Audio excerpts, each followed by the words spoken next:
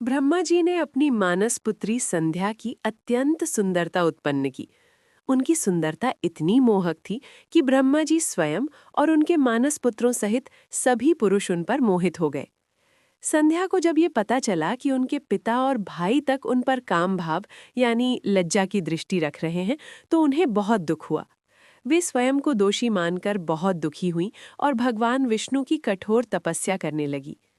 तब से प्रसन्न होकर भगवान विष्णु प्रकट हुए और संध्या से वर मांगने को कहा। संध्या ने 3 वर मांगे, जो वास्तव में समस्त पुरुष जाति के लिए श्राप के रूप में बदल गए। यहाँ ये 3 श्राप बहुत चर्चित हैं। कोई भी पुरुष बाल्यावस्था में काम वासना का अनुभव ना करे, अर्थात लड़के युवावस्था आने से पहले काम भाव से मुक्त रहे। ये पुरुषों के लिए पहला श्राप माना जाता है कि बचपन में काम भाव नहीं जागता। जो पुरुष संध्या के अलावा अपनी पत्नी को छोड़कर किसी अन्य स्त्री पर काम दृष्टि डालेगा, वो नपुंसक हो जाएगा। इसका अर्थ है कि व्यभिचार या दूसरी स्त्री पर लालच करने वाला पुरुष शारीरिक रूप से कमजोर हो सकता है।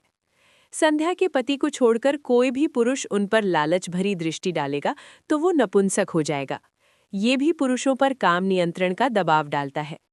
कुछ कथाओं में तीसरा श्राप ये भी बताया जाता है कि पुरुष को हमेशा स्त्री के आगे झुकना पड़ेगा या स्त्री के कारण कष्ट सहना पड़ेगा।